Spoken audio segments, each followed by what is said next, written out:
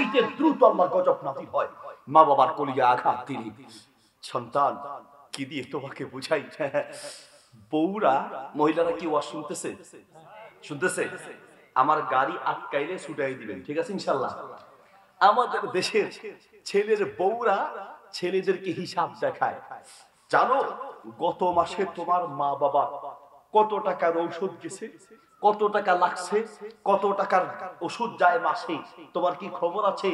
বৌমা তুমি হিসাব দেখাও, মা বাবার ঔষধের খরচের হিসাব তুমি দেখাও। কিয়ামত পর্যন্ত হিসাব মিলাতে পারবে না। আমি একজন বাপ, আমি বুঝি পৃথিবীর প্রত্যেকটা মা আর বাবা চির রোগী হয় তার সন্তানকে মানুষ বানাতে গিয়ে। সন্তানকে মানুষ বানাতে গিয়ে তোমার মা অসুস্থ হয়েছে, তোমার বাপ অসুস্থ হয়েছে, আর তুমি ঔষধের খরচ মিলাও। ঔষধের খরচ। একটা মানুষ ঘুমিয়েছে মাত্র 15-20 মিনিট পরে যদি সেই কাঁচা ঘুমের মধ্যে কেউ ডাক দেয়, মেজাজ গরম হয়ে যায় না? আরে বেটা মাত্র ঘুমালাম, কাঁচা ঘুম, আর তুমি আমার ডাক দিয়ে আমার ঘুমটা নষ্ট করে দিলা। শরীর থরথর করে কাঁপতে থাকে। একটা ঘুমন্ত মানুষকে যদি একবার কাঁচা ঘুমে ডেকে দেওয়া হয় তো সেই মানুষটা থরথর করে কাঁপতে থাকে, শরীর অসুস্থ হয়ে যায়। যেই ঘরে যেই মায়ের কোলে দুধের বাচ্চা থাকে, এই মা এবং পেটে থাকতে এক সন্তান একজন মাকে রাতের বেলা যে কতবার ঘুম থেকে জাগিয়ে দেয় তার কোনো হিসাব নাই, ঠিক কি না? তবে হিসাব দিলাও। আব্দুল্লাহ ইবনে ওমর রাদিয়াল্লাহু আনহু কাবার এক পাশে দাঁড়িয়ে আছেন। 30-40 বছরের এক যুবক তার মাকে কাঁধে করে করে তাওয়াফ করাচ্ছে। আব্দুল্লাহ ইবনে ওমর রাদিয়াল্লাহু আনহু একদম তাকিয়ে আছেন, খুব আনন্দ পাচ্ছেন। কিছুক্ষণ পরে ছেলেটার তাওয়াফ শেষ হলো। আব্দুল্লাহ ইবনে ওমর এসে বলছে, আমিরুল মুমিনিন, 20টা বছর ধরে আমি আমার মাকে এইভাবে আমার কাঁধে করে তাওয়াফ করাচ্ছি। আমি যে 20 বছর কাঁধে করে করে আমার মাকে বাথরুমে নিয়ে যাই, কাজে নিয়ে যাই, যেখানে যেতে চাই, আমার এই কাঁধ আমার মায়ের গাড়ি বাড়িয়েছি। আমি যে 20টা বছর আমার মায়ের এইভাবে খেদমত করছি, আমি কি আমার মায়ের হক আদায় করতে পেরেছি কিনা? আব্দুল্লাহ ইবনে ওমর রাদিয়াল্লাহু আনহু মুস্কি হেসে দিয়ে বললেন, শোনো, তোমার মা তোমাকে জন্ম দেওয়ার সময় কয়েক হাজার কষ্টের নিঃশ্বাস ছেড়েছে।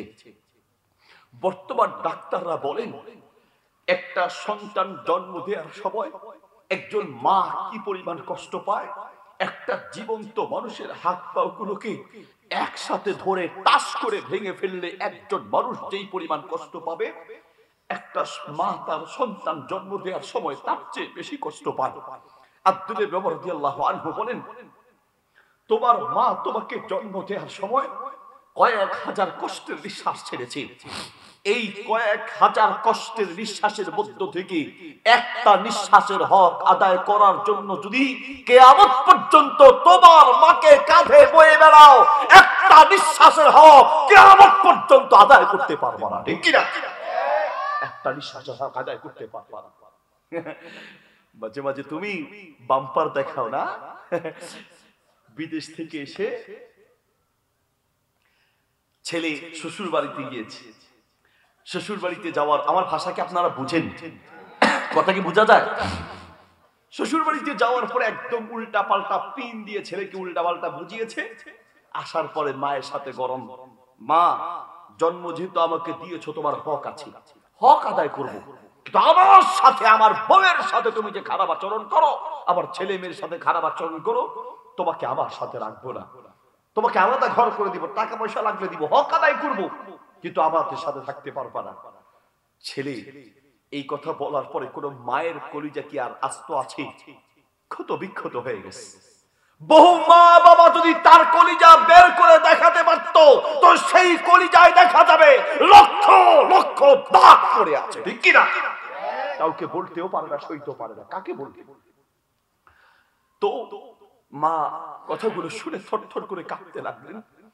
বাথরুমে গিয়ে দরজা বন্ধ করে ইচ্ছা মতো কান্না করে অজু করে চোখের পানি ফেলে সেজদায় গিয়ে, আল্লাহ, আমার ছেলে হয়তো বুঝে নাই, আমার ছেলেকে তুমি মাফ করে দাও, আমি একটু আবার ছেলেকে এসে বললেন,